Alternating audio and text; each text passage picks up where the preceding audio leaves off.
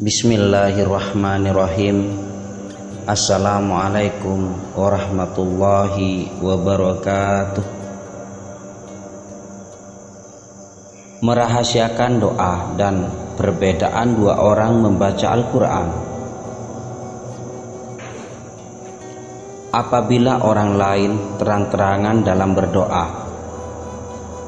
rahasiakanlah doamu di antara dirimu dan Tuhanmu, karena hal itu lebih jelas pengaruhnya dan lebih cocok dengan kecintaan Allah Subhanahu wa Ta'ala, serta dapat lebih banyak menjaring pahala. Telah sampai kepada kita bahwa doa yang dilakukan secara rahasia melebihi doa yang dilakukan secara terang-terangan sebanyak 70 kali lipat. Di antara para tokoh berkata, orang-orang Islam dahulu sungguh-sungguh dalam berdoa, tetapi tidak terdengar dari mereka suara. Dan jika ada suara, itu pun hanya bisikan antara mereka dan Tuhan mereka.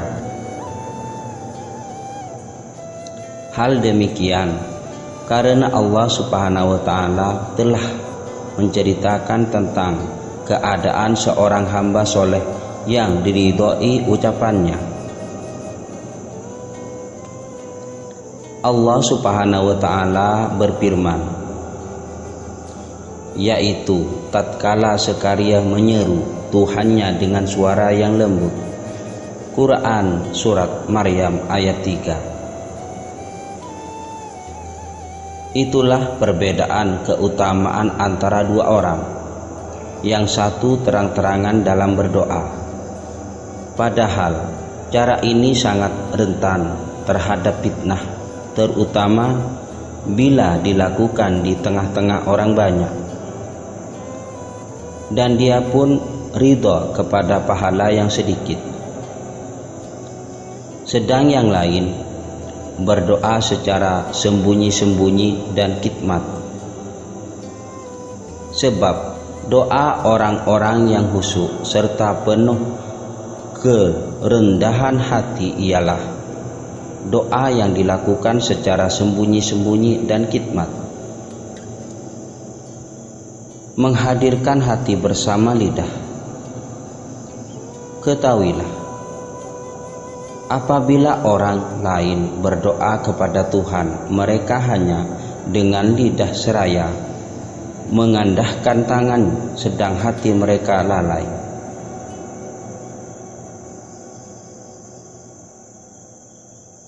Ingat, hadirkanlah dirimu bersama lidah, karena cara itu lebih jelas pengaruhnya dalam menggapai ridha Allah Subhanahu wa Ta'ala. Di antara para sahabat ada yang berkata, sesungguhnya Allah Subhanahu wa Ta'ala tidak memperkenankan doa seorang hamba yang dilakukan dengan hati yang lalai. Yang lain berkata, sesungguhnya Allah tidak mendengarkan doa dari orang yang lalai. Sementara seorang lagi berkata, Allah Subhanahu wa Ta'ala tidak mendengar dari orang yang berdoa, kecuali orang yang berdoa dengan mulut dan hati. Wahai kaum, mendekatlah kepada Allah. Janganlah kalian menghalangi dirimu dari terkabulnya doa dengan kelalaian hati bersama lidah. Sesungguhnya yang Maha Mulia telah menjanjikan akan mengabulkan doa orang yang dalam kesulitan bila dia berdoa kepadanya. Inilah perbedaan keutamaan di antara dua orang. Yang satu berdoa dengan lidahnya, sementara hatinya lalai dari Allah dan lengah. Sedangkan yang lain melakukannya dengan penuh khidmat, dengan hati dan lidahnya. Semoga Allah menjadikan kita sekalian di antara orang-orang yang takut. Amin. Menghadirkan hati bersama lidah. Ketahuilah, apabila orang lain membaca kitab Allah karena keutamaan pahalanya, ingat, tatkala membacanya, hendaklah engkau bermaksud merenungi dan menghayati perumpamaan-perumpamaan, keajaiban-keajaibannya, janjinya, ancamannya, perintahnya, larangannya, halalnya, haramnya, serta berbuat dalam batasan-batasannya dan fardu-fardunya. Sebab hal demikian lebih jelas pengaruhnya dalam meraih keridhaan Allah Subhanahu wa Ta'ala. Diceritakan tentang firman-Nya yang berbunyi, orang-orang yang telah kami berikan kitab-kitab kepadanya, kemudian mereka membacanya dengan bacaan yang sebenarnya, maka mereka itulah yang beriman kepadanya. Dan siapa saja yang ingkar kepadanya, maka mereka itulah orang-orang yang rugi.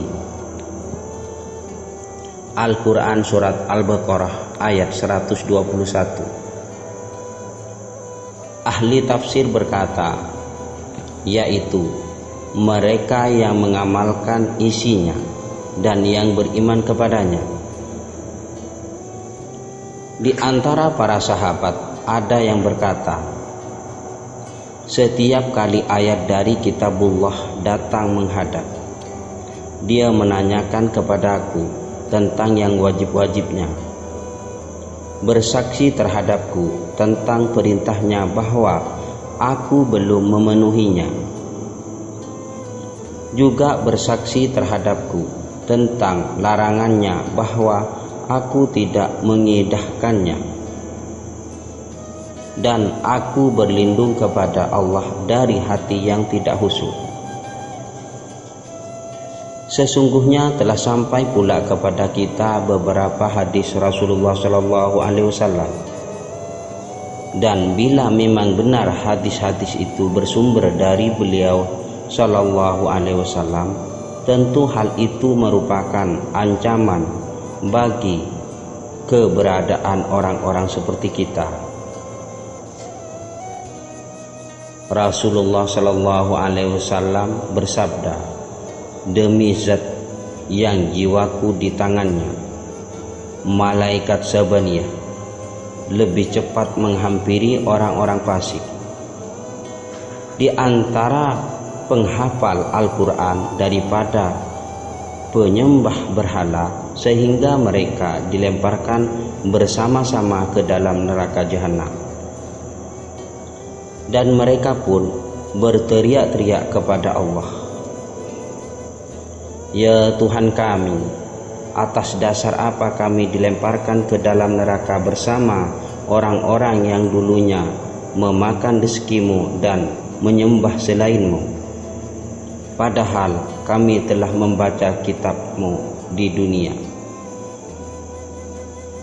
Allah Subhanahu wa Ta'ala berkata, benarlah apa-apa yang dikatakan oleh hamba-hambaku yang jahat itu, tetapi kalian tidak menghalalkan yang halal, tidak mengharamkan yang haram, tidak menghayati keajaibannya, dan tidak mengamalkan hukumnya, karena orang-orang yang mengetahui tidaklah sama dengan orang yang tidak mengetahui. Maka kini rasakanlah siksaan lantaran apa-apa yang dulu kamu kerjakan. Rasulullah SAW juga mengatakan, ketahuilah, ada kalanya seseorang membolak-balik mushaf siang dan malam hingga menaruhnya kembali, sedang ayat-ayatnya melaknatinya, tidak melewati satu ayat melainkan ayat itu mengutuknya, juga tidak melalui satu huruf kecuali huruf itu melaknatnya. Ada yang bertanya, mengapa bisa demikian, wahai Rasul?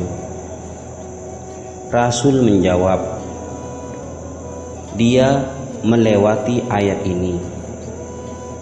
Ingatlah, kutukan Allah ditimpakan atas orang-orang yang zalim. Surat Hud ayat 18.